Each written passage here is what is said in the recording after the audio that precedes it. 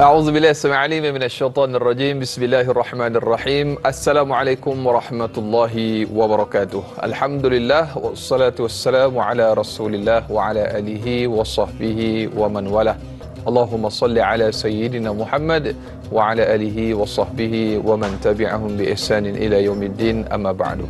Apa khabar para penonton, ibu-ibu, ayah-ayah bakal penghuni syurga Allah Subhanahu wa taala? Kembali kita bersiaran semestinya dalam Tanyalah Ustaz, biar tahu jangan keliru. Saya mengharapkan walau di mana jua anda semua berada, mudah-mudahan senantiasa dalam keadaan sihat walafiat. Amin Allahumma amin.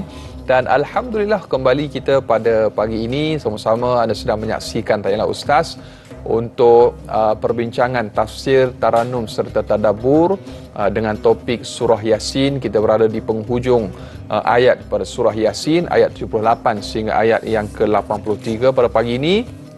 Dan untuk makluman anda, tuan-tuan dan puan-puan, anda juga boleh menonton dan ikuti kami menerusi HD di www.tonton.com.my dan di Facebook TV3 dan juga Facebook Tanyalah Ustaz TV3. Anda juga boleh tonton kami menerusi siaran secara live di Facebook, dan jangan lupa untuk sebar luaskan, mudah-mudahan bermanfaat. Dan tuan-tuan dan puan-puan, Tanyalah Ustaz juga bersiaran serentak menerusi TV3 dan juga TV9.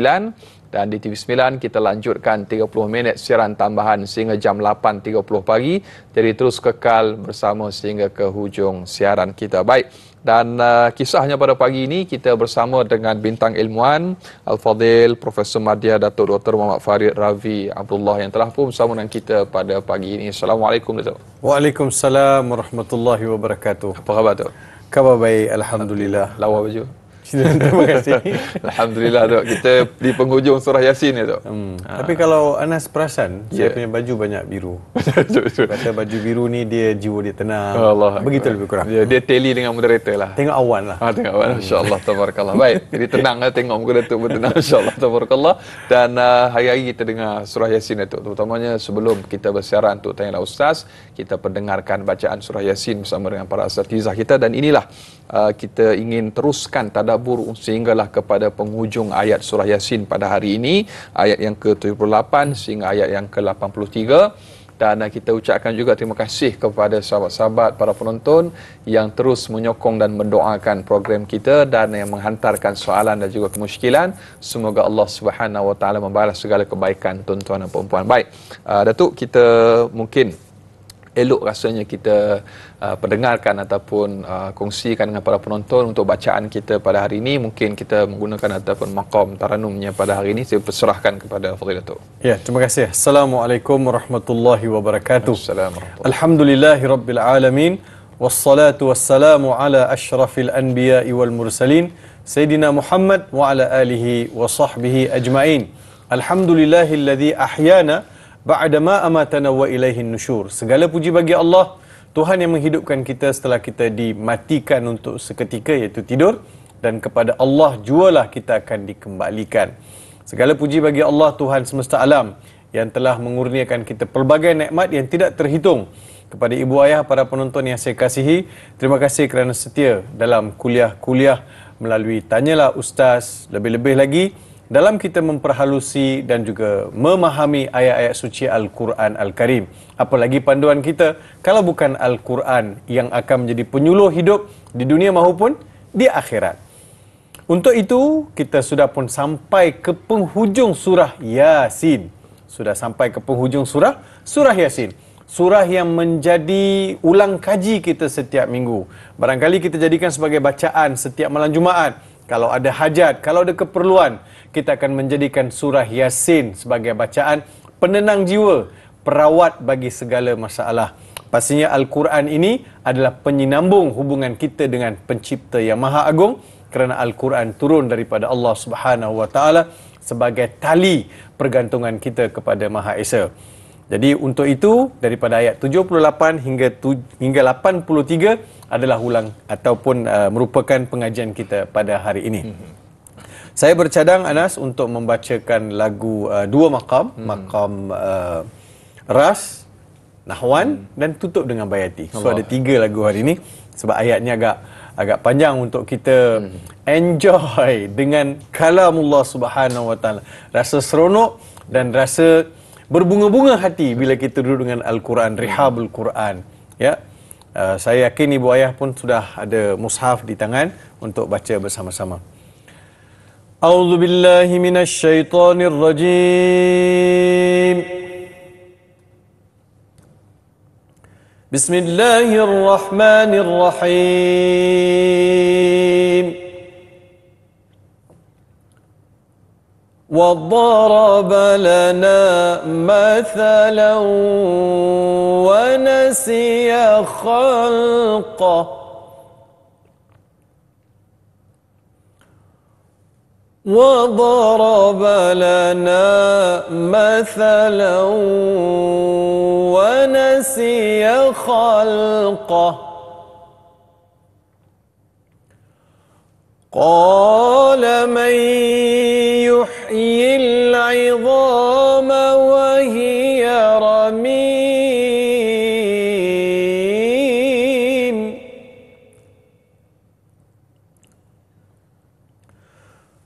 قُلْ يُحْيِيهَا الَّذِي أَنشَأَهَا أَوَّلَ مَرَّةٍ وَهُوَ بِكُلِّ خَلْقٍ عَلِيمٌ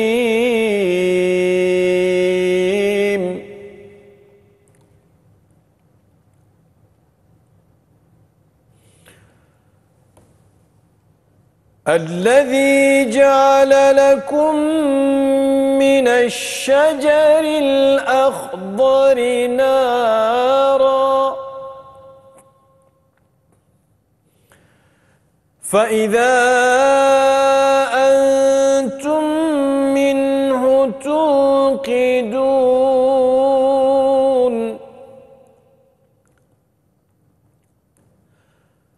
الذي جعل لكم من الشجر الأخضر نارا فإذا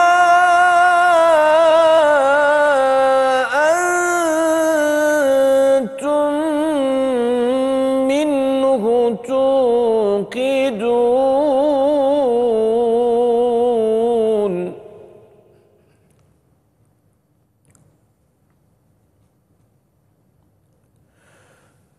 أوليس الذي خلق السماوات والأرض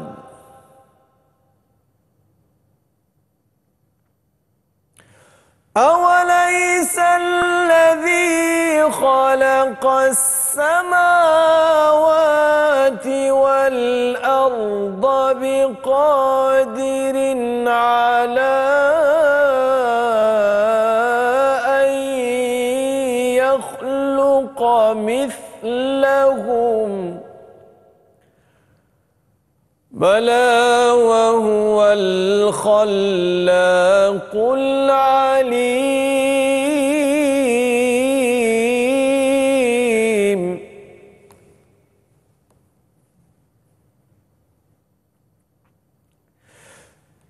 إنما أمره إذا أراد شيئا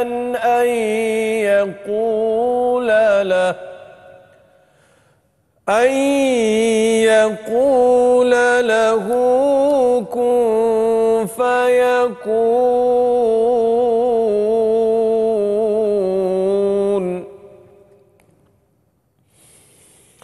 فسبحان الذي بيده ملكوت كل شيء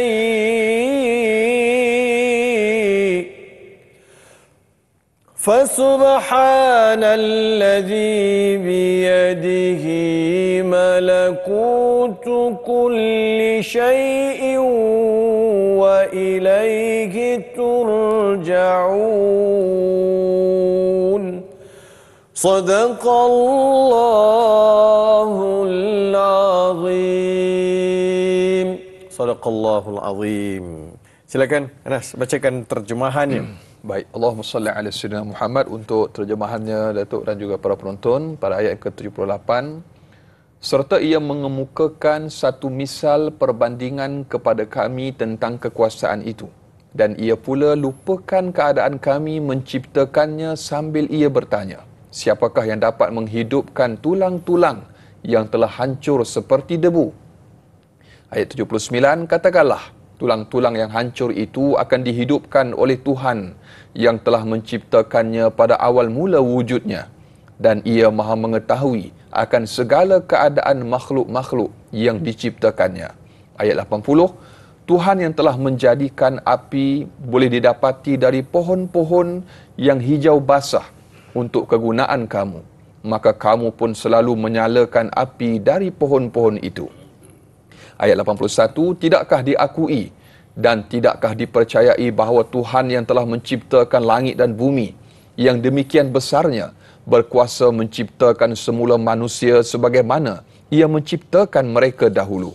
Ya, diakui dan dipercayai berkuasa, dan dialah pencipta yang tidak ada bandingannya, lagi yang maha mengetahui. Ayat 82, sesungguhnya keadaan kekuasaannya, apabila ia mengkehendaki adanya sesuatu, hanyalah ia berfirman kepada hakikat benda itu, jadilah engkau, maka ia terus menjadi. Dan ayat terakhir 83, oleh itu akuilah kesucian Allah dengan mengucap subhanallah, Tuhan yang memiliki dan menguasai tiap-tiap sesuatu, dan kepadanya lah kamu semua dikembalikan. Datuk dan juga para penonton, semestinya lanjutan untuk surah Yasin ini ayat 78 sehingga ayat yang terakhir 83 kita akan sambung setelah ini. Terus kekal bersama Tahira Ustaz, biar tahu jangan keliru.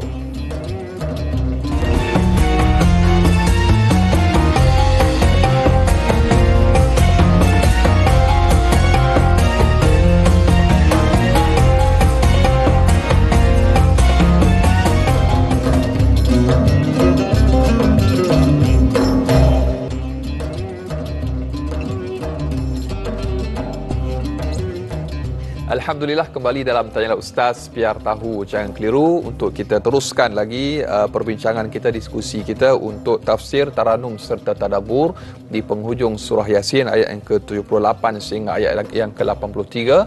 Masa lagi kita bersama dengan yang berbahagia Profesor Madya Datuk Dr. Muhammad Fadil Ravi Abdullah, dan untuk kita teruskan Datuk, bila sebut tentang tadabbur ni, sebelum ni kalau kita ikuti, dia ada beberapa perkataan yang mungkin hanya ada dalam surah ini juga. Antaranya disebut tentang khasimun mubin, antaranya mungkin sedikit penjelasan dan juga kita teruskan dengan tadabburnya. Ya, terima kasih Dr. Anas. Ya, betul.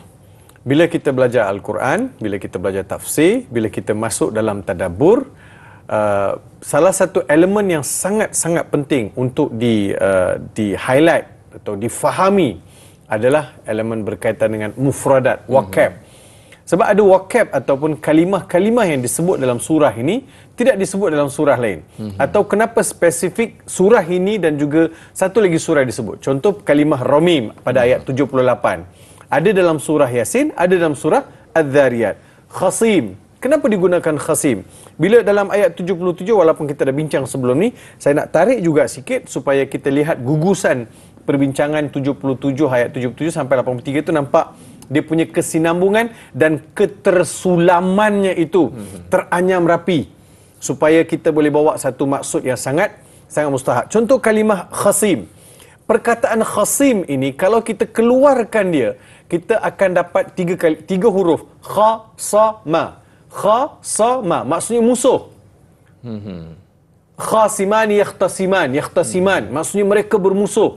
Mereka bermusuh, berlawan antara satu sama lain. Dalam hal ini, kenapa Allah Ta'ala sebut, tidakkah manusia itu melihat atau mengetahui bahawa kami telah menciptakan dia dari setitis benih, setitis air mani, dalam pada itu setelah kami sempurna kejadian, tenaga kekuatannya, maka dengan tidak semena-mena menjadilah ia seperti seorang pembantah yang terang jelas bantahannya. Dia kata pembantah. Tapi yang nampak lebih Accurate adalah bermusuh.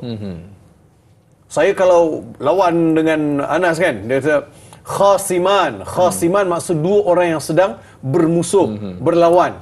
Allah beritahu, manusia, engkau tahu tak kau punya asal usul kejadian? Allah. Engkau dijadikan daripada setitis air mani. Bila saya baca dalam beberapa artikel ataupun beberapa maklumat yang ada dalam dunia saintifik ni, diberitahu begini. Manusia ini dijadikan daripada setitis air mani. Apabila seorang lelaki, macam inilah, dia belajar sains sikit pagi ni. Apabila seorang lelaki mengalami atau bersama isteri dia lah, bersama isteri, halal bila dia melepaskan benih dia, sekali dilepaskan tu 300 juta sperma akan dilepaskan dalam rahim wanita atau dalam rahim isteri dia. Ya. Dalam 1 mililiter air mani ada lebih kurang 20 juta sperma. Banyak. Dia perlukan satu saja sperma, dia perlukan satu saja untuk membentuk kejadian manusia. Tapi dia mengalami liku-liku dan juga perjalanan yang jauh untuk menjadi manusia.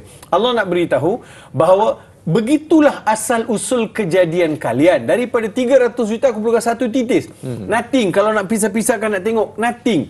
Tapi itulah punca asal usul kejadian manusia. Dan perkara ini semua maklum. Ada tak orang tak tahu asal usul kejadian dia? Tiba-tiba terjun daripada langit? Tak ada. Semua orang dijadikan daripada proses yang sama, melainkan Nabi Adam, melainkan Nabi Isa. Jadi mereka ini tidak melalui proses seperti mana manusia, tapi mereka juga asal usul daripada Nabi Adam alaihi salam. Allah nak beritahu manusia, lihatlah, pandanglah, perhatikanlah asal usul kejadian kamu. Tapi setelah daripada setitis air mani itu, daripada satu sperma tadi itu, terbentuk tulang, terbentuk kulit, terbentuk tulang belulang, segala organ itu terbentuk, jadilah dia manusia, panca indera yang sempurna. Kemudian bila dia besar dewasa, dia lawan Tuhan yang jadikan dia. Allahu Akbar. Pembantah. Jadi bantah. Dia lupa bahawa dia tu jadi daripada mima'in mahin. Daripada setitis air mani yang hina. Yang hanyir. Tapi itulah kejadian asal usul manusia. Allah beritahu, bila dia sudah besar, dia sudah lawan Tuhan. Dia sudah lawan Tuhan. Jadi Allah beritahu balik dalam ayat ke-78, wa daraba lana mathalan wa nasiya khalqah. Allah beri satu perumpamaan. Biar perumpamaan ini sangat penting. Sebab perumpamaan ini mungkin lebih dekat untuk manusia faham. Kita pun banyak gunakan perumpamaan seperti aur dengan tebing, ukur baju di badan sendiri, menegakkan benang yang basah, layang-layang terputus talinya. Apa lagi? Kan? Allah Akbar. Sekali air bah, sekali pantai berubah. Wah, itu bombastik sangat. Allah Jadi nampak kan perumpamaan. Kadang orang nak bagi mesej tu, orang dulu nak bagi mesej, dia bagi perumpamaan saja. Pukul anak, sindir menantu. Contoh kan? Seperti sirih pulang ke ganggang. Semua ni perumpamaan supaya manusia ni lihat dan ambil perhatian. Ikut resmi padi. Semakin berisi, semakin tunduk. Jadi semua ini, bila diperhatikan, patut manusia mengambil pengajaran. Sebab itu Allah beri perumpamaan. Wa nasiya khalqah. Tapi dia lupa asal usul kejadian. Kejadian Farid Rawi, kejadian ibu ayah dan semua yang ada di atas permukaan bumi ini, asal usulnya sama.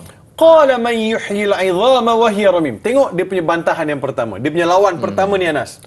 Lawan dia pertama adalah, dia kata siapa jadikan? Siapa boleh hidupkan manusia ini apabila tulang belulang dia tu sudah hancur lebur? Tu hujah pertama dia. Dia nak lawan dah ni.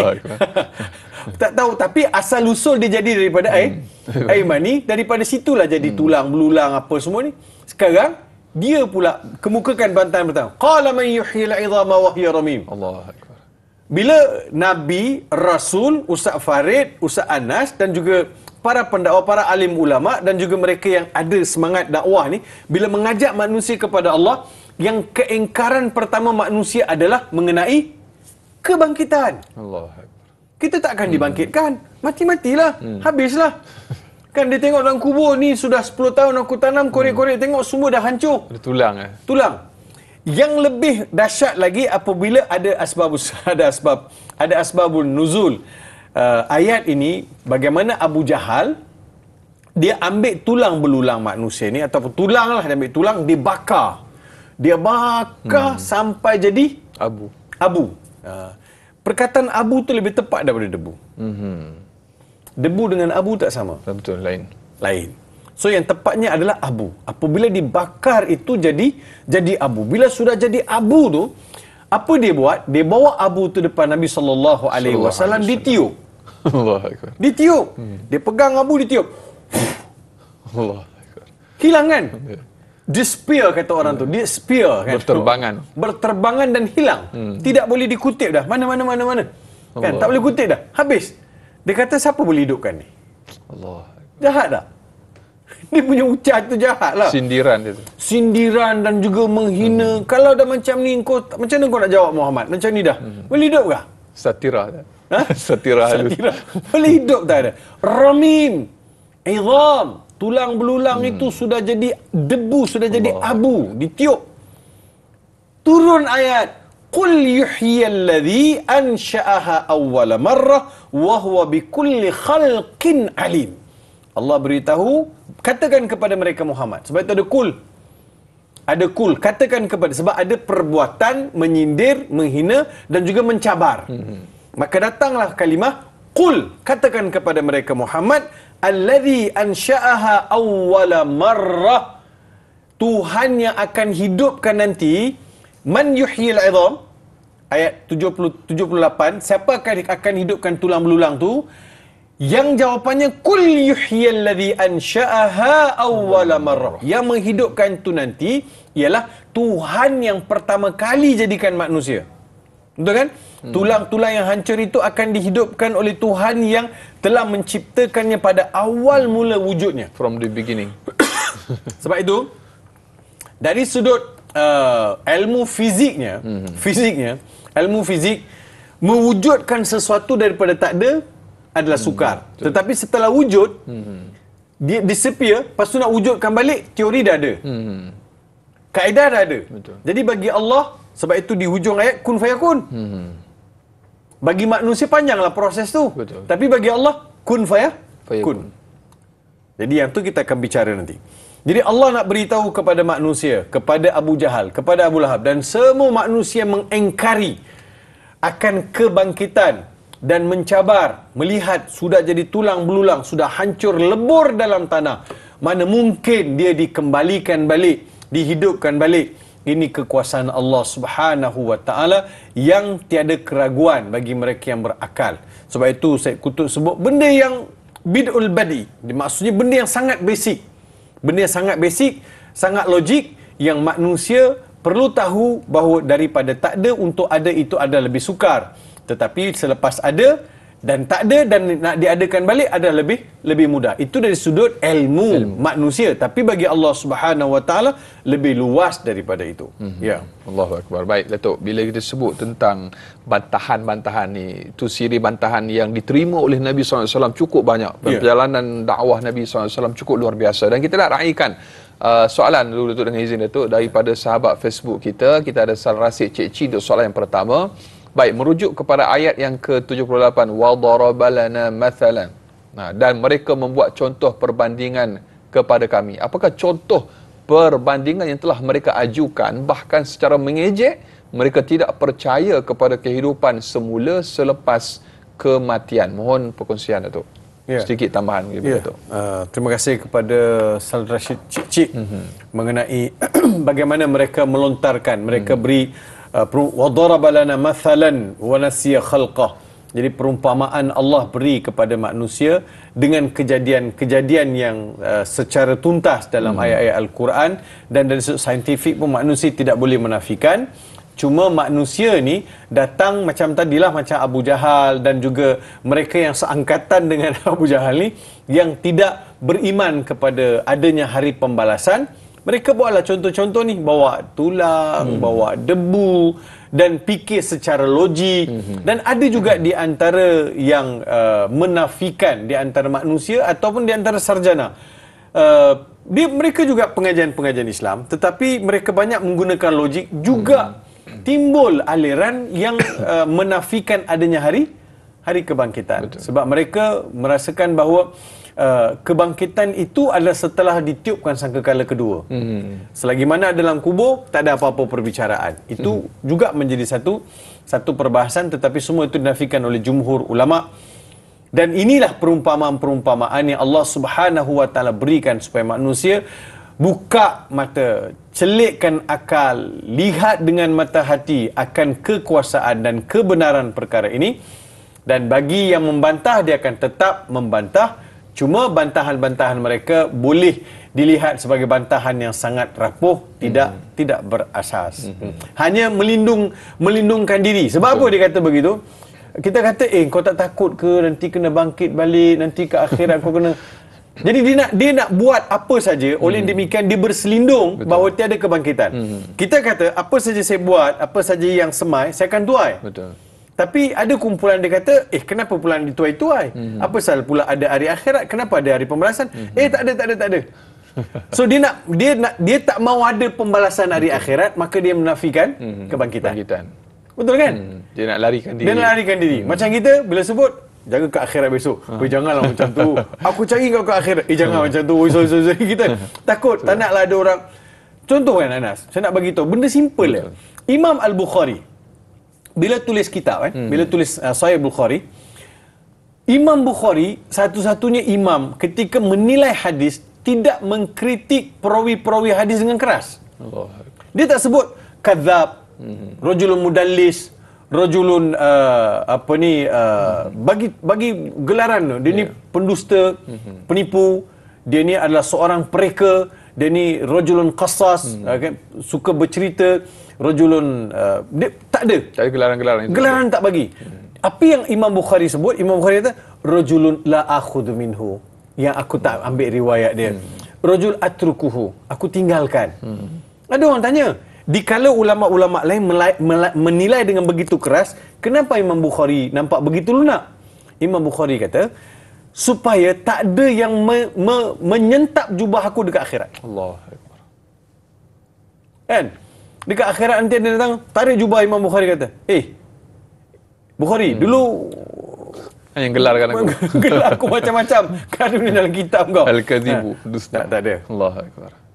Tapi bila Imam Bukhari kata rajulun la atruku minhu, besarlah. Allah Akbar. Semua umum. Besar kan? Besarlah. Aku tak ambil. Kalau Imam Bukhari tak ambil, takkan Anas pergi ambil. Allah Akbar. Contohnya kan. Jadi ini ketelitian. Maksudnya ada takutnya mereka di akhirat. Jadi mereka yang menafikan kebangkitan, maka sebab mereka tidak bersedia untuk mempercayai adanya pembalasan. Baik tu. Untuk tafsir dan taranum lanjutannya untuk surah Yasin ayat 78 hingga 83, insya-Allah kita akan sambung setelah ini. Terus kekal bersama Tayyana Ustaz, biar tahu jangan keliru, kita berjeda seketika.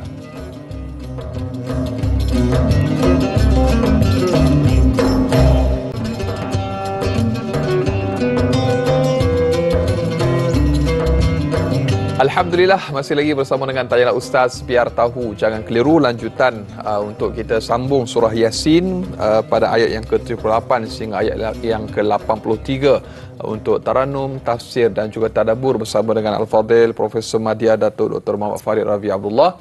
Untuk kita teruskan lagi dengan soalan, mungkin kita boleh raikan lagi Datuk daripada sahabat Facebook kita, Masripah Nur Jama'in. Baik, pada ayat yang ke-79, apakah yang perlu kita fahami tadabbur daripada penghujung ayat ini? Ba'da a'udzubillahi minasyaitonirrajim wa huwa bikulli khalqin alim. Dan dia Maha mengetahui akan keadaan makhluk-makhluk yang diciptakannya. Mohon perkongsian ilmu, Datuk. Ya, terima kasih kepada Puan Masripah atas soalan. Very specific soalan yang sangat fokus. Wa huwa bikulli khalqin alim.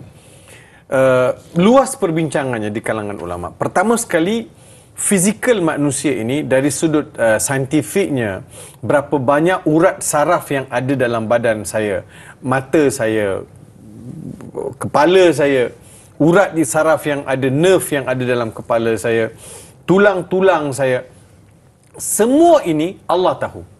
Macam mana Allah tahu? Allah yang jadikan. Betul. Formula itu Allah punya. Kalau boleh diterima lah ayat tu. Formula. Katakan saya saya nak buat satu alat, macam saya nak buat telefon ke, atau saya nak buat satu tab, saya nak buat. Saya sebagai seorang yang menginovasikan produk tersebut. So saya mesti ada formula, saya mesti ada calculation, saya mesti tahu apa alat saya nak guna, banyak mana saya nak guna, ukuran dia, sukatan dia, semua saya tahu. Jadi saya tahu macam mana nak jadikan sesuatu benda itu. Dan saya tahu macam mana benda tu kelak akan jadi bagaimana. Kalau ini campurannya, ini natijahnya. Ini campurannya, ini natijahnya. Jadi Allah Maha mengetahui. Itu yang satu. Maksud itu yang pertama. Allah Subhanahu Wa Taala Maha mengetahui. Wa huwa bikulli khalqin alim. Contoh, saya tulis sebuah buku. Kalau ambil contoh yang lain, saya tulis sebuah buku, katakan. Saya buat tafsir surah Yasin. Yang buat siapa? Farid Rawi. Saya buat, saya tulis, saya baca tafsiran, saya tulis. Tiba-tiba manuskrip tu hilang. Allahu Akbar. Hilang. Atau katakan saya tulis, simpan dalam saya punya laptop saya hilang. Tapi disebabkan saya yang tulis, saya boleh tulis balik. Proses mula-mula dulu, Anas, saya perlu rujuk itu, rujuk ini, saya kena structurekan balik. Mungkin susah. Tapi bila saya dah tulis siap, hilang, saya dah tahu dah. Mana nak ambil maklumat, jadi lebih mudah untuk saya. Sebab saya buat. Allah Subhanahu Wa Taala yang menjadikan manusia dengan formula yang begitu lengkap, wa huwa bikulli khalqin alim. Jadi Allah beritahu, aku tahulah aku yang jadikan kau orang ni. Aku yang jadikan kau orang ni. Aku tahu macam mana nak jadikan balik. Tak payah nak bawa abu debu bagai nak tiup-tiup. Allah. That's a small matter. Small matter. Kun fayakun. Kun fayakun. Allahu Akbar. Jadi itu, bila kita sebut tentang dakwaan ataupun dakwah-dakwi yang pelbagai, termasuklah apa yang cuba dilakukan oleh musuh-musuh baginda Nabi sallallahu alaihi wasallam, itu hanya satu benda yang picisan dia sebenarnya, kan. Yang orang kata apa, tak payah layan lah, katakan. Baik. Jadi itu, untuk soalan yang berikutnya, mungkin kita boleh raikan sahabat kita Mak Eton di Facebook. Baik, ayat yang ke-79 juga, katakanlah tulang-tulang yang hancur itu akan dihidupkan oleh Tuhan yang telah menciptakannya pada awal mula wujudnya, dan ia Maha mengetahui akan segala keadaan makhluk yang diciptanya. Soalannya, bagaimanakah sifat yang mula diberi, diubah dan diberi kepada yang lain? Mohon pencerahan, Datuk. Ini soalannya. Jadi sifat yang mula diberi. Mak Itun. Jadi Allah Subhanahu Wa Taala, terima kasih kepada Mak Itun atas soalan. Allah Subhanahu Wa Taala jadikan manusia dengan pelbagai kelengkapan. Kemudian bagaimana sifat yang mula diberi diubah dan diberi pada yang lain? Mohon pencerahan. Sifat yang diberi itu diubah. Maka barangkali nak tanya mengenai orang yang ada dia ubah. Dia buat plastik surgery ke? Mungkin begitu ke? Okay. Kan? Mungkin lah. Mungkin kan? Diubah konteks tu. Konteks tu mungkin juga Allah dah jadikan. Lepas tu manusia pergi buat plastik surgery pula. Dan dia rasa dia perlukan kepada satu satu keterampilan yang lebih menarik. Kan? Hidung tak berapa nak mancung. Pergi buat plastik surgery, mancungkan hidung, pipi kan. Biar dagu tu nampak tajam kan. Tak nak. Jadi semua ini Tuhan dah sukat. Huwallazi yusawwirukum fil arhami kaifa yasha. Betul kan, Nas? Dalam surah Ali Imran Allah beritahu, dialah yang menjadikan manusia dalam perut ibu seperti mana dia kehendaki. Seperti mana Allah kehendaki. Kalau Farid Rawi begini yang Tuhan mau, beginilah jadinya. Saya tak bolehlah pergi tengok dekat cermin, Allah, kalau cerah lagi mungkin. Contoh kan. Allah, kalau jadi dia timbul. Manusia ni memang ada satu sifat. Macam ni lah, Anas. You don't make correction to the character. Betul tak? Betul. You jangan cuba betulkan apa yang telah diciptakan oleh si pencipta. Betul. Sebab he know better. Contoh, Anas punya wajah bujur sirih. Atau bujuh, ni panggil bujuh sirih, bujuh telur. Bujuh sirih. Sirih. Wah, boy, dan sirih. Pilih yang okey sikit lah tu. Okey sikit. Bagi can lah tu. Telur nama. Bujuh sirih. Bujuh sirih dengan rambut, nak bagi kalmayang ke, nak bagi kerenting ke, nak bagi lurus. Design itu Allah tahu. Kalau secocoknya Farid Rawi ni, rambut dia kerenting, itulah dia punya cocok. Dia punya desainnya begitu. Kekal originality dia nampak lebih cantik daripada fake. Betul. Tak kekal. Saya senang aja Anas. Saya nak pergi repair kereta. Saya nak pergi saya ada kereta kan. Bila kereta tu saya bawa untuk kereta family car lah, nak pergi tukar tayar apa semua. Saya tengok kawan-kawan semua dah tukar dia punya rim dia kan, dah tukar. Tanya dengan abang yang kat kedai tu, dia owner, dia kawan lah. Abang nak tukar rim bagi besar sikit. Jangan Ustaz. Memang ini design dia, dia ada sukatan dia, dia ada berat dia, dia sudah cuma dah ngam-ngam dah ni. Jangan tukar. Tukar nanti dia akan lagi. Dia akan lari balance, dia akan lari dia punya alignment. Betul. Rupanya Allah Ta'ala jadikan dah memang ngam-ngam dah cantik. Betul. Tapi manusia biasalah. Wa kana insana aktsara syai'in jadala. Dia suka berjidal, dia sentiasa rasa tak puas hati. Itulah Qasim tadi kan. Patutnya kan Allah jadi macam tu. Don't compare yourself dengan orang lain. Betul. Cuba lihat. Tuhan dah jadikan saya cantik. Ada orang lebih diuji Tuhan dengan pelbagai. Ada mata, ada telinga, ada mulut, cantik dah tu. Kening tu elok, cantik dah. Anas, kenapa kening kat atas dekat pangkal dia tebal, kat ujung ni kecil? Allah maha mengetahui. Mesti ada sebab. Dah elok dah tu. Tak. Contoh, simple je.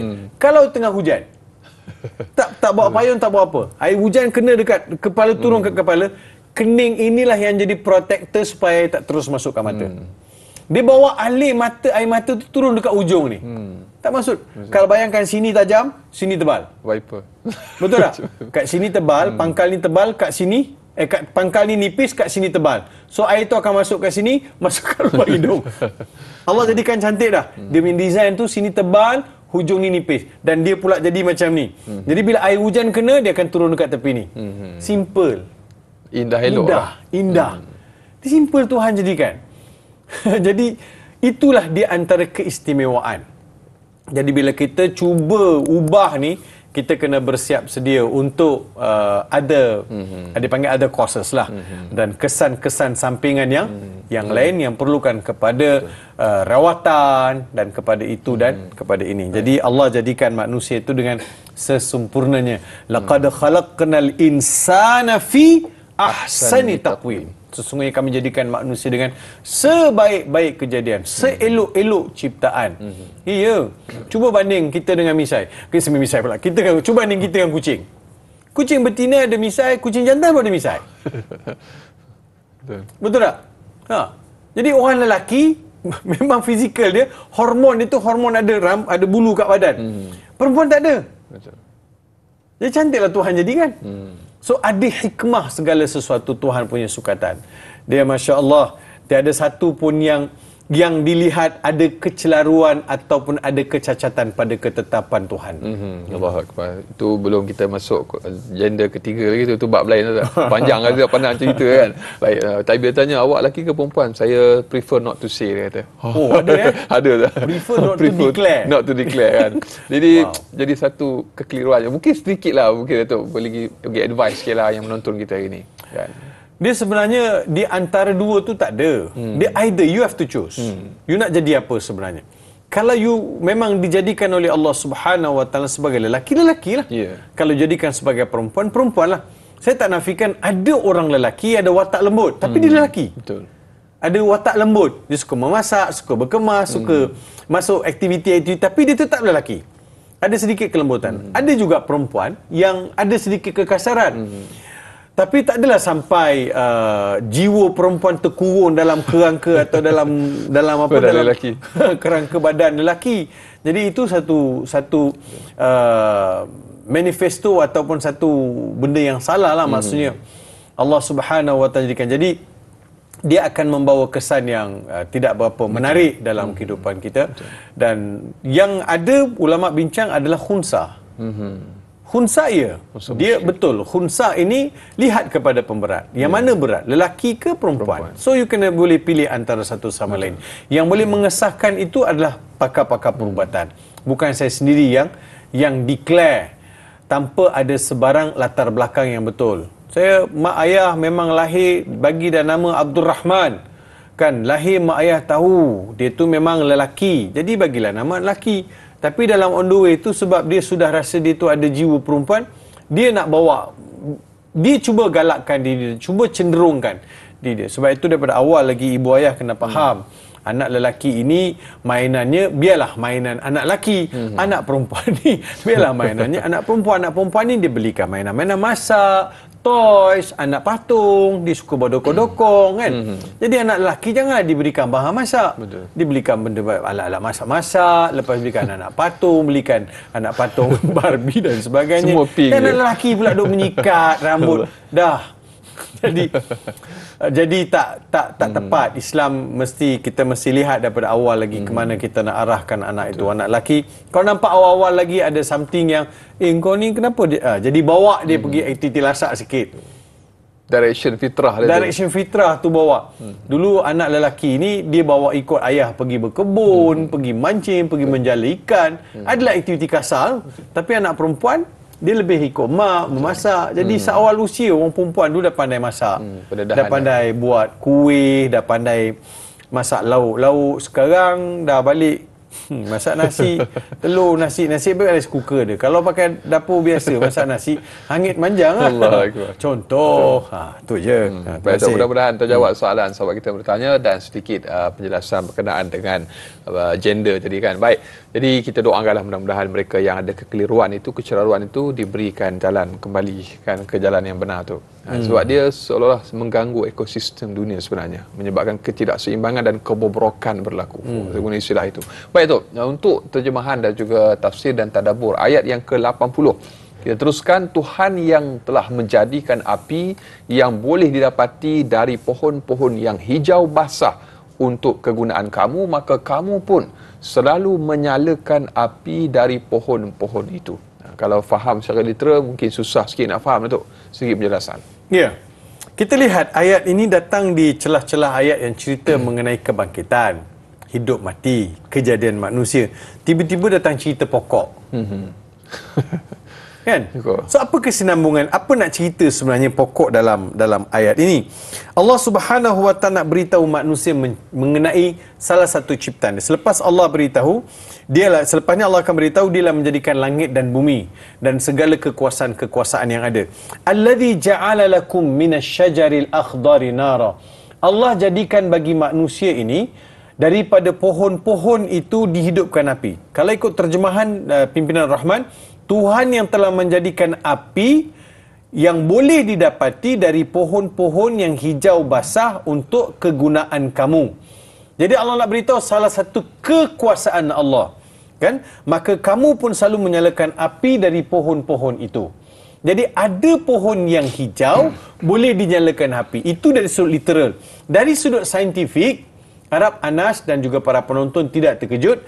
Ayat 80 ni cerita mengenai biodiesel.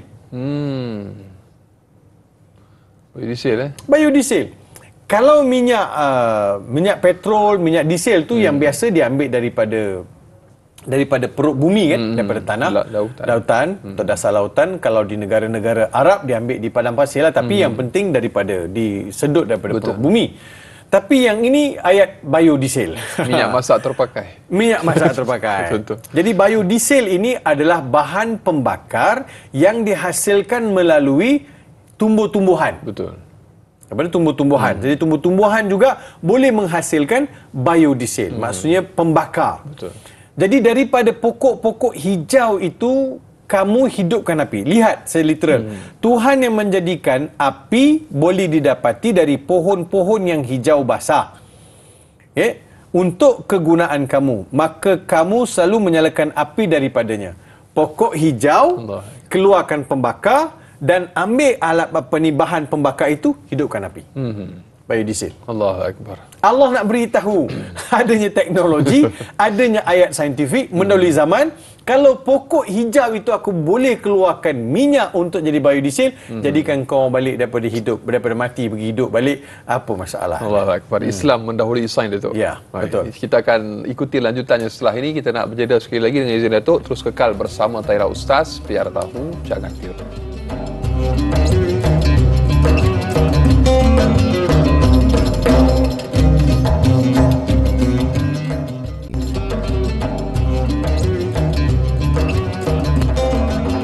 Alhamdulillah, terima kasih dan terima kasih masih lagi kekal bersama dengan Tayalah Ustaz. Biar tahu jangan keliru, dan kita masih lagi bersama dengan bintang ilmuwan kita Al-Fadhil Profesor Maria Datuk Dr. Muhammad Farid Ravi Abdullah untuk kesinambungan tafsir Taranum serta Tadabbur surah Yasin di penghujung ayat 78 sehingga ayat yang ke-83.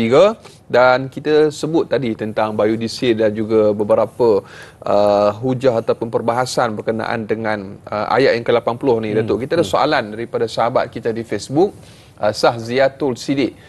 Ayat yang ke-80, apakah di sini kepentingan untuk kita bertafakur dengan alam di mana Allah menjelaskan tentang pokok kayu yang menghijau yang basah disirami air hujan, apabila telah mati atau kering, ia menjadi kayu api kegunaan untuk mereka di Mekah untuk menghangatkan badan ketika musim sejuk, dan sumber cahaya di padang pasir, di mana kayu api yang kering pun boleh memberi manfaat buat mereka. Tadi Datuk sebut juga tentang biodiesel. Bagaimana kajian yang dilakukan, akhirnya kenderaan yang bergerak hari ini, ada dalam kalangan kenderaan itu menggunakan minyak daripada pokok-pokok dan sebagainya, disebut lebihan minyak masak dan sebagainya, Datuk. Ya, minyak masak yang lebihan. Sekarang memang ada tempat pusat-pusat pengumpulan minyak. Saya sarankan kepada ibu ayah, patut di rumah ni ada satu tong khas minyak-minyak masak yang kita goreng ikan 3-4 kali, jangan 15 kali. Kan? Jadi mudarat pula. 3-4 kali tengok minyak tu dah tukar warna daripada kuning pergi ke kelabu-kelabu hitam, tak boleh guna dah. Dia ada efek kepada, sebab dia ada karbon tu akan memberi kesan kepada kesihatan, dan salah satu punca adalah boleh mengundang kepada kanser. Kolesterol dan minyak itu tak sihat lagi dah untuk guna. Jadi apa kata kita kumpulkan satu tempat dan cari tempat-tempat untuk boleh jual. Sebenarnya ada juga jual, dan ada juga pusat-pusat yang kita kumpul. Dan kalau kita nak buang dekat longkang, dia akan ganggu pula ekosistem kan dalam longkang, dan juga akan memberi gangguan-gangguan yang lain. Semalam saya dah kena sedikit tu sumbat dah. Kan? Tapi kalau kita cuci, bila kita nak cuci balik, tengok semua lemak-lemak melekat di situ kan. Kos lagi dah. Kos lagi. Jadi minyak jangan dituang dalam sinki, kita kumpul satu tempat elok-elok. Jadi masyarakat yang cakna kepada perkembangan teknologi. Jadi nampak canggih. Makcik bawa satu botol yang 5 liter tu pergi mana tu? Aku nak pergi pusat pusat pengumpulan minyak. Saya nak pergi pusat pengumpulan minyak. Kalau di masjid saya pun, Masjid Bandar Seri Putra pun, kita ada pusat, kita wujudkan dulu. Jadi ibu ayah dan juga kepada soalan Sahziatul Sidik, betul. Dari sudut literal begitulah. Pokok hijau pun boleh dihidupkan api. Ada juga di sana beberapa kajian dilakukan. Ada sejenis pokok yang, saya tak ingat nama dia, sejenis pokok yang memang di hijau pun boleh hidup. Hijau pun boleh dibakar dan boleh mengeluarkan api. Tapi tidaklah sesuatu yang luar biasa. Kita tengok baru ni dekat Miami. Kan? Kat US. Bagaimana siang hari hutan terbakar. Jadi pokok-pokok hijau terbakar disebabkan terlalu panas, terlalu hangat. Jadi itu salah satunya lah. Dan memanglah orang Arab bila di musim sejuk, dia akan kumpulkan kayu-kayu ini untuk dihidupkan api. Itu Allah nak beritahu bahawa dia bukan isu api saja, tapi dia nak beritahu api itu mengeluarkan cahaya. Cahaya itu dimanfaatkan oleh manusia. Dilihat kepada natijah, bukan kayu, bukan api, tetapi bagaimana manusia dapat menyuluh kehidupan mereka dalam kehidupan. Begitu juga manusia, bagaimana nak jadikan Al-Quran ini sebagai penyuluh, sebagai suatu yang menerangi kehidupan mereka.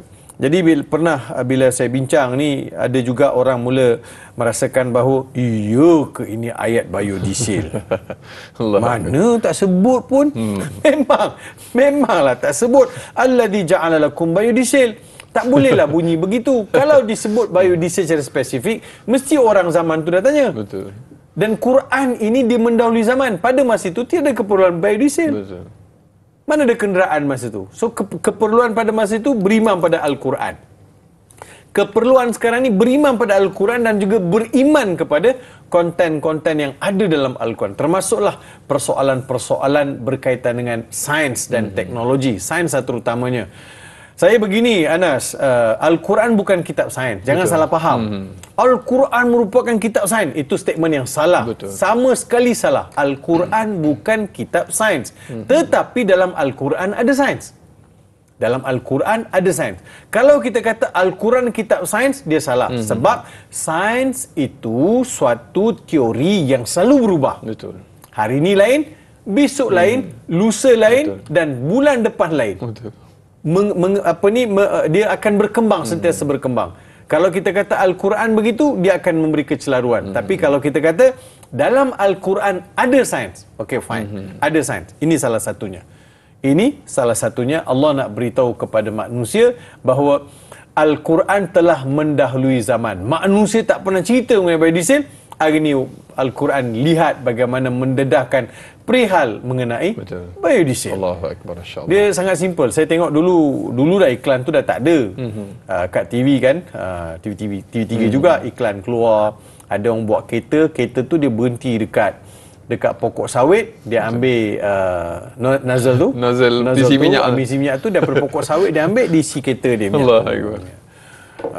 Lepas tu dia jalan. Lama iklan tu. Iklan tu ingat lagi? Ingat kan? Ya. Tu iklan. Biodiesel lah tu. Pokok hijau mengeluarkan bahan pembakar, daripada bahan pembakar itu kami hidupkan api. Betul. Sebab kena ada api baru kereta tu jalan. Betul.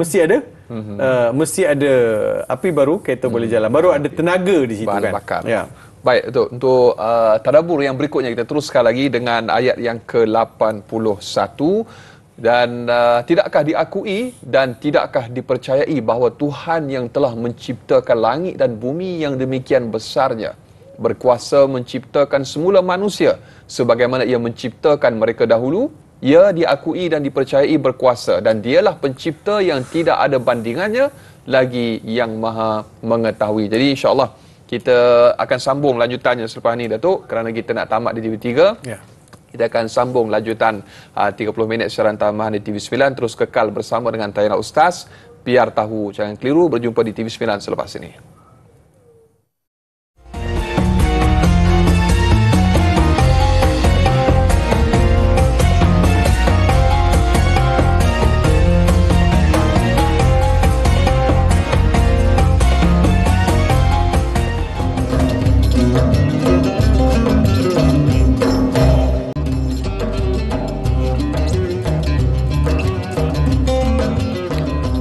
Alhamdulillah, kembali dalam Tayana Ustaz, biar tahu jangan keliru, lanjutan 30 minit siaran tambahan di TV9. Terima kasih atas kesetiaan tuan-tuan dan puan-puan bakal penghuni syurga Allah Subhanahu Wa Taala. Kita masih lagi mentadabbur dan juga menghayati bacaan surah Yasin beserta dengan tafsirnya, taranum yang telah pun diperdengarkan. Tadi kita bersama dengan Al-Fadil, bintang ilmuwan kita, Profesor Madya Datuk Dr. Muhammad Farid Rafi Abdullah, untuk ayat 78 sehingga ayat yang ke-83. Baik tu, kita ucap terima kasih sekali lagi kepada para penonton yang sudi mengajukan soalan dan juga kemusykilan kepada kita. Dan ayat yang ke-81 kita serahkan kepada Yang Bagai Datuk untuk lanjutan taranum tafsir dan juga tadabbur ayat tersebut. Ya, terima kasih Dayanas kepada ibu ayah yang masih setia bersama kami melalui saluran TV9. Syabas dan tahniah atas kesetiaan dan juga cekal dengan pengajian tafsir. Kita pada ayat 81 ni kita nak beritahu melalui ayat A'udzubillahi minasyaitonirrajim. Awalaysa alladhi khalaqas samawati wal arda biqadirin ala an yakhluqa mithlahum bala wa huwal khallaqul alim. Tidakkah diakui dan tidakkah dipercayai bahawa Tuhan yang telah menciptakan langit dan bumi, iaitu yang demikian besarnya, berkuasa menciptakan semula manusia sebagaimana ia menciptakan mereka dahulu. Ia diakui dan dipercayai berkuasa. Dan dialah pencipta yang tidak ada bandingannya, lagi yang maha mengetahui. Kita lihat perkataan khalaqa, khaf lam qa, ada berapa kali ulang dalam ayat? 3 kali. Kan? Awalaysal ladzi khalaqa ala an yakhluqa, kemudian khalaq. Ayat ini secara spesifik Allah nak beritahu dialah Tuhan yang tunggal berkuasa. Berkuasa. Letakkan di situ. Jadi sebagai seorang Muslim, sebagai seorang yang beriman, imanan jaziman, iman yang cekal, iman yang berakar dan juga menunjang keyakinan dalam hati perut saya, mendarah daging, roh dan jasad saya mesti meletakkan bahawa Allah berkuasa. Jazam tu. Jazam. Allah berkuasa. Allah boleh datangkan apa saja. Kita lihat apa yang berlaku di Miami. Kita lihat apa yang berlaku di Hawaii baru ni. Dan kita lihat apa yang berlaku di setengah-setengah negara. Putia beliung. Apa yang berlaku di China baru-baru ini. Dengan ribut yang begitu kuat. Jadi semua ni kuasa siapa? Betul. Kuasa Allah Subhanahu Wa Ta'ala. Jadi manusia harus merasakan kekerdelan. Kecilnya manusia ini. Kalau Allah tidak mengizinkan jari saya bergerak, tidak bergerak. Kalau Allah tak izin mulut saya bercakap, bibir saya bercakap, tak boleh bercakap. Kadang-kadang bibir dan lidah yang dalam mulut kita pun kita boleh tergigit. Betul. Allahu Akbar. Allah Maha berkuasa. Kerdipan mata saya. Jadi bunyi yang keluar, lontaran. Ada orang tak boleh bercakap pun suara tak keluar. Jadi saya mesti letakkan. Yang itu paling basic. Paling basic. Kalau yang tu tak lepas, payah. Betul. Saya keluar, saya lihat langit dan bumi, saya lihat segala yang terbentang luas. Kata Masya Allah, ciptaan Tuhan. Betul. Kan segala sesuatu ciptaan Allah Subhanahu Wa Ta'ala. Saya mesti merasakan keagungan Allah. Maksudnya saya mesti keagungan disusuli dengan keimanan, kemudian disusuli dengan penghargaan. Saya hargai apa yang Tuhan beri pada saya. Alladhi awalaysa alladhi khalaqas samawati wal ard. Sebab bila ada laisa, dia mesti datang bala. Laisa. Dia unsur uslub pertanyaan itu. Alaysa Allahu bi ahkamil hakimin. Bala. Dalam surah Wat-Tini waz-Zaitun wa Turi Sinin wa hadzal baladil amin. Laqad khalaqnal insana fi ahsani taqwim thumma radadnahu asfala safilin. Illa alladhina amanu wa amilus solihat falahum ajrun ghairu mamnun. Fama yukadzibuka ba'du bid-din. Alaysa Allahu bi ahkamil hakimin. Sebab itu di hujung tu ulama menyarankan supaya kita sebut dengan zikir bala wa ana dzalika minasyahidin. Kan alaysa Allahu bi ahkamil hakimin. Bukankah Tuhan itu Tuhan yang sangat teliti, hakim. Dia kebijaksanaan Tuhan dalam ciptaan dia manusia ni. Kan manusia sebagai kejadian dan ciptaan Allah ni sangat teliti, sangat cantik, sangat teratur, sangat tersusun. Bukankah demikian? Jadi Allah tanya, alaysa Allahu bi ahkamil hakimin. Saya yang beriman, saya jawab, bala wa ana dzalika minasyahidin. Allah. Bahkan benar Tuhan, saya bersaksi akan demikian. Dalam ayat ini Allah beritahu, bukankah langit bumi ini semua Tuhan yang jadikan? Biqadirin ala an yakhluqa mithlahu. Saudara boleh tak hitung apa yang ada di langit? Saudara boleh tak hitung apa yang ada di bumi? Boleh tak saudara hitung banyak mana pasir yang ada tepi lautan? Boleh tak saudara hitung banyak mana pokok kayu yang ada di hutan belantara? Saudara tahu tak banyak mana ikan yang ada dalam lautan? Tahu tak banyak mana ulat cacing yang bertaburan di atas permukaan bumi? Bilangan-bilangan ini kita tidak tahu. Allah tahu. Allah tahu sebab dia yang jadikan. Kalau orang tanya kat saya, Ustaz anak berapa orang? Berapa Anak betul lupa. Kita akan jawab 6. Sebab saya yang lahirkan, bukan saya lahirkan, arwah isteri saya lahirkan, membesarkan dan saya tahu anak saya berapa orang. Jadi berapa ramai staf Ustaz di Universiti Islam Selangor? Saya beritahu ada 636 orang. Kalau tanya di mana universiti lain, saya tak boleh jawab. Betul. Sebab saya boleh jawab apa yang ada dalam teritori saya dalam lingkungan kawalan saya. Tapi Allah Subhanahu Wa Ta'ala kan dia jadikan saya. Meliputi. Dia jadikan segala sesuatu. Jadi dialah yang maha mengetahui akan segala sesuatu. Betul. Wal arda biqadirin. Kita tahu dalam surah Ali Imran bila kita baca inna fi khalqis samawati wal ard wa ikhtilafil laili wan nahar la ayatul li ulil albab. Bukankah Allah beritahu pada kita sesungguhnya pada kejadian langit dan bumi, pada silih bergantinya siang dan malam, ada tanda-tanda kebesaran Allah bagi mereka yang berakal fikiran. Jadi dialah yang menjadikan. Kan dalam surah Al-Mulk yang biasa kita baca, farji'il basara hal tara min futur thumma rji'il basara karrataini yanqalib ilaikal basaru khasi'an wa huwa hasir. Allah kata lihatlah, ulang-alik lihat. Kalaulah berulang alik lihat, kok ada nampak ada kecacatan, kekurangan? Tak ada. Tiada. Jadi kita akan memperakui akan kekuasaan Allah, kan? Biqadirin ala an yakhluqa mithlahum. Jadi Tuhan yang boleh menjadikan langit dan bumi dengan begitu tersusun, teratur, dan segala sistem surya cakrawala yang ada tidak ada pertembungan. Yajri kullun, kan, li ajalin musamma. Dalam surah Yasin juga diberitahukan wasyamsi tajri limustaqarril laha dzalika taqdirul azizil alim. Allah beritahu segala planet-planet ini dia beredar pada paksinya, pada orbit dia yang tertentu, tidak ada pertembungan. Bila kiamat nanti baru akan hilang dia punya keseimbangan. Tapi sebelum itu semua dah cantik. Allah nak beritahu, bukankah yang itu semua Tuhan jadikan? Kalau itu semua kamu tahu Tuhan jadikan, adakah kamu rasa untuk jadikan balik kamu sekali lagi daripada tak ada jadi ada, satu yang susah? Bala. Orang beriman dia kata bala, bahkan benar. Bal huwal khallaqul alim. Kenapa diguna khallaqul alim? Kita bincang lepas ni. InsyaAllah. Baik.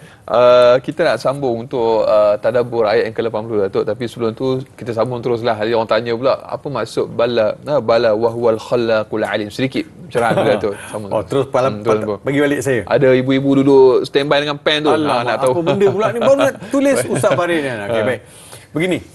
Bala wa huwal khallaqul alim. Kalau ibu ayah lihat daripada awal khalaqa, datang kat sini khallaq.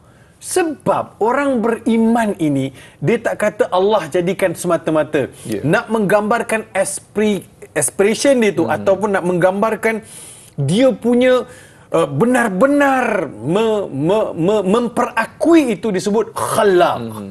Sesungguhnya. Dia khalaq ini, kalau saya belajar bahasa Arab, sebab tu saya rasa semangat.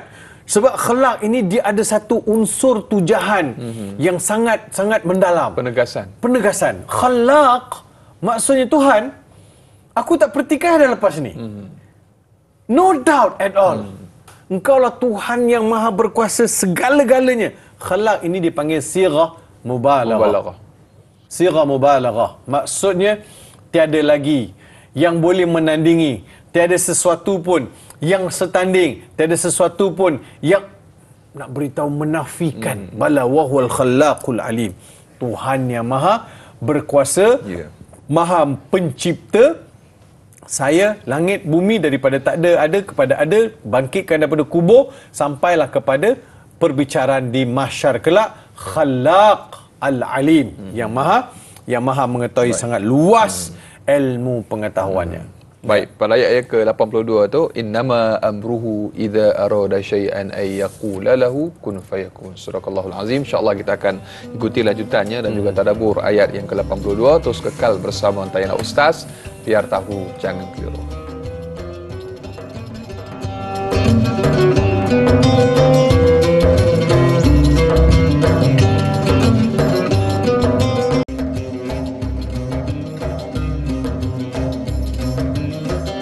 Wangi taman, bunga-bungaan, bunga sena mengorak kudup. Salah jalan, ikutlah panduan iman sempurna penyuluh hidup. Dan semestinya penyuluh kehidupan kita ialah berpandukan kepada Al-Quran dan juga apa yang telah diajarkan oleh Nabi SAW. Dan kita kembali dalam Tayla Ustaz, biar tahu jangan keliru, bersama dengan Fadil Profesor Madya Datuk Dr. Muhammad Farid Rabi Abdullah untuk kesinambungan ataupun tadabbur ayat yang dua terakhir, iaitu 82 dan juga 83 tu.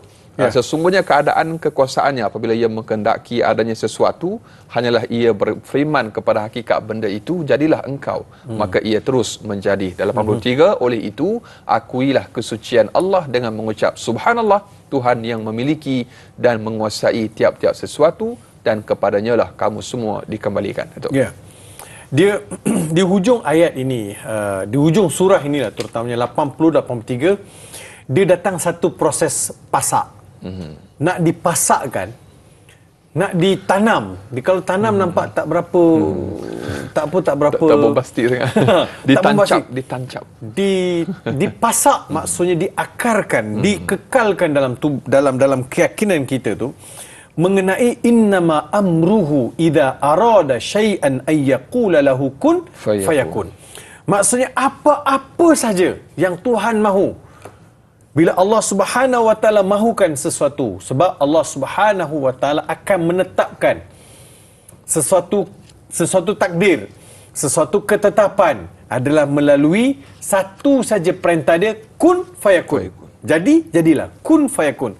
Saudara, cuba lihat perkataan kun tadi tu. Kaf nun. Kaf nun kan? Kaf nun. Cuba kita sebut kun. Kun. Anas? Kun. Kun kan? Kun. Kun kita sebut kun. Sebenarnya bila saya sebut kun, masih boleh disukat atau tidak tempo dia?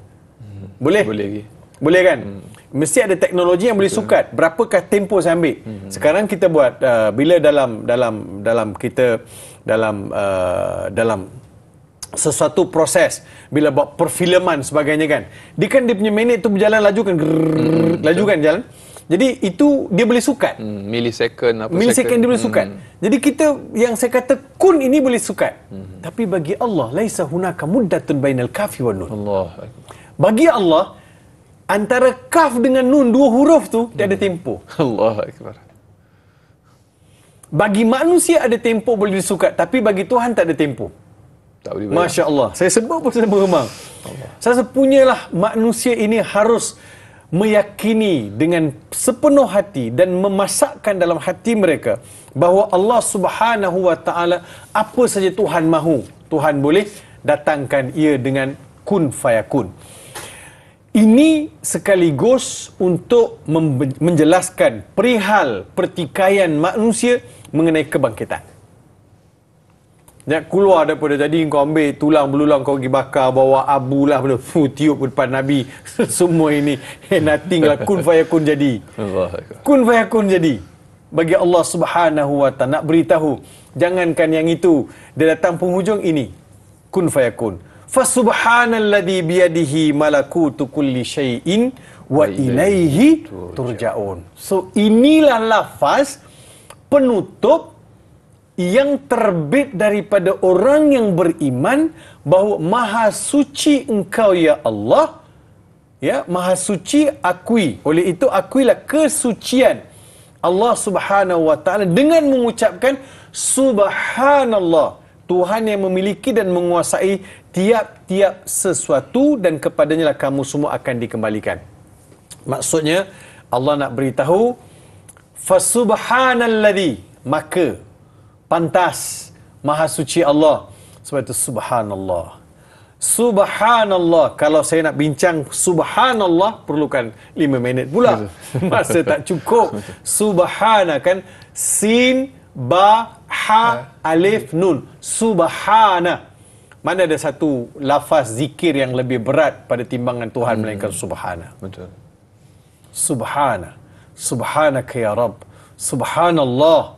Maha suci engkau ya Allah. Nak beritahu dalam lafaz maha suci itu terkandung penyucian, pengagungan dan juga penafian sebarang kekurangan, kelemahan pada Tuhan yang menjadi penguasa kepada alam semesta ini, dan juga Tuhan yang akan menetapkan segala sesuatu. Dalam lafaz subhana, ibu ayah, lafaz subhana ini bukan terungkap sekadar di bibir. Betul.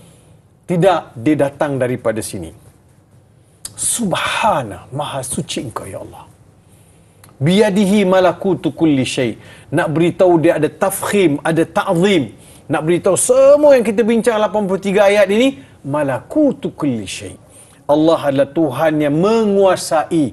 Dialah penguasa. Kita baca dalam surah Al-Fatihah, Maliki Yaumiddin. Hafsan Asim, kita baca Maliki Yaumiddin. Dalam riwayat Warash dan juga yang lain, riwayat-riwayat lain, dia baca Maliki Yaumiddin. Nak beritahu, dialah Tuhan yang berkuasa dan dialah Tuhan yang memiliki. Nak beritahu malakut, siapa yang boleh menguasai langit dan bumi dan seisinya. Wa ilaihi turja'un. Jangan lupa, kepada Allah kamu akan dikembalikan. Kalau hari ini kamu jadi khasim, kamu jadi musuh, kamu berbantah-bantah, Ingat, satu orang nanti kau akan dikembalikan kepada Tuhan yang pernah menjadikan kau daripada tak ada jadi ada, dan kau sudah ada perjanjian dengan Allah ketika di alam ruh, bila Tuhan di alam janin, bila ditiupkan roh, Tuhan sudah pun mengambil penyaksian. Siapa Tuhan kau, wahai anak Adam? Siapa? Kita dah beritahu, anta ya Rabb. Anta ya Rabb. Alastu bi rabbikum? Qalu bala. Qalu bala. Kita sudah pun bersaksi. Sekarang bila sudah besar dewasa, dah pandai lawan. Allah. Dah pandai bantah, dah pandai menafikan, dah pandai menangguh-nangguhkan, dah pandai lagi macam-macam alasan. Ayuh ingat, kepada dia jua kita akan dikembalikan. Cuma persoalannya, sebelum kembali, apa persiapan saya kena buat? So, persiapan-persiapan itu yang akan menggambarkan kejituan, keimanan saya dan juga kasih sayang saya pada Allah Subhanahu Wa Taala. Baik tu, alhamdulillah telah selesai kita sehingga ayat yang ke-83 ayat terakhir surah Yasin, yang mana secara khulasahnya ataupun kesimpulan keseluruhan ayat daripada ayat pertama sehingga ayat yang ke-83 mungkin sedikit perincian daripada yang bagi Datuk untuk keseluruhan konteks surah Yasin sehingga ayat yang terakhir itu.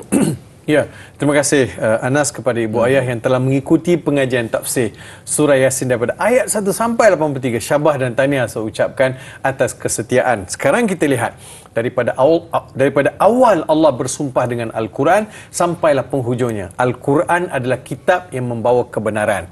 Yang keduanya, Al-Quran adalah kitab yang menjadi panduan.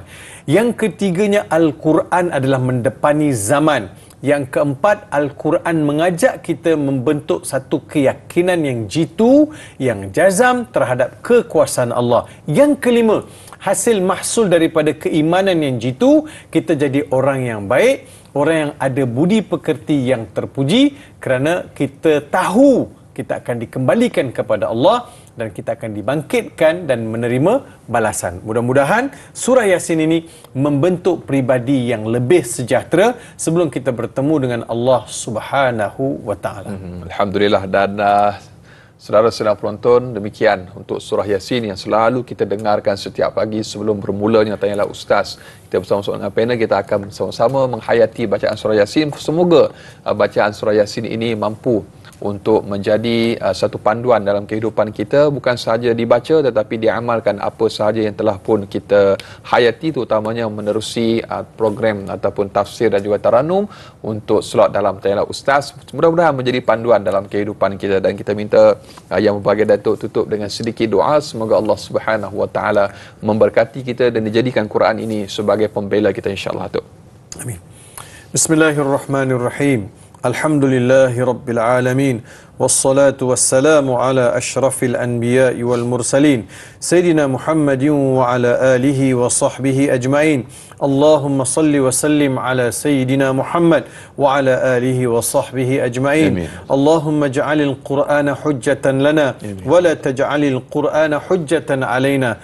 Allahumma ahsin aqibatana fil umuri kulliha wa ajirna fil khizyi dunya wa adzabil akhirah. Amin. Ya Allah ya Rahman ya Rahim, di penghujung pengajian kami terhadap surah Yasin, kami menadah kedua tangan kami ke hadrat-Mu ya Allah, mohon limpah kurnia taufik dan hidayah daripada-Mu ya Allah. Apalah kiranya Kau ampunkan dosa-dosa kami ya Allah, dosa kedua ibu bapa kami ya Allah, dosa anak cucu kami ya Allah, dosa pasangan kami ya Allah, dosa umat Nabi Muhammad sallallahu alaihi wasallam. Berilah kami keampunan ya Allah. Ya Allah ya Rahman ya Rahim, Kau pandanglah kami dengan pandangan kasih sayang-Mu ya Allah. Berilah kami kekuatan untuk terus membaca dan mengamalkan ayat-ayat suci-Mu ya Allah. Jadikanlah Al-Quran sebagai sebaik-baik kita yang membimbing kami ketika kami hidup di dunia. Jadikanlah kami, generasi kami, ahli keluarga kami, sanak saudara kami, umat Nabi Muhammad sallallahu alaihi wasallam menjulang dan mengangkat serta menghayati dan mengamalkan ajaran Al-Quran Al-Karim. Selamatkanlah kami ya Allah daripada sebarang malapetaka yang dapat dilihat oleh mata kasat ataupun tidak. Rabbana zalamna anfusana wa illam taghfir lana wa tarhamna lanakunanna minal khasirin. Rabbana atina fid dunya hasanah wa fil akhirati hasanah wa qina adzaban nar. Wa sallallahu ala sayidina Muhammad wa ala alihi wa sahbihi wa baraka wa sallam. Subhana rabbika rabbil izzati amma yasifun wa salamun alal mursalin walhamdulillahi rabbil alamin. Amin amin ya rabbal alamin. Taqabbalallahu minna wa minkum taqabbal ya karim. Sekali lagi kita ucapkan berbanyak terima kasih, jazakallah khair kepada Profesor Madya Datuk Dr. Muhammad Farid Ravi Abdullah atas kesudian untuk bersama-sama dalam Ta'ala Ustaz. Semoga Allah Subhanahu wa taala memanjangkan usia Datuk dalam ketaatan kepada Allah, ditambahkan ilmu pengetahuan untuk terus membimbing kita khususnya dalam Ta'ala Ustaz, biar tahu jangan keliru. Saudara, jangan mencari yang sempurna. Sempurnakanlah apa yang ada, kerana tidak ada yang sempurna melainkan Allah Subhanahu wa taala. Kita tangguhkan majlis kita, pengajian kita dengan kafaratul majlis dan suratul As. Subhanakallahumma wa bihamdika asyhadu an la ilaha illa anta astaghfiruka wa atubu ilaik. Bismillahirrahmanirrahim. Wal 'asr innal insana lafi khusr illa allazina amanu wa 'amilus solihat wa tawasaw bil haqq wa tawasaw bis sabr. Sekian, wabillahi taufiq hidayah. Wassalamualaikum warahmatullahi wabarakatuh.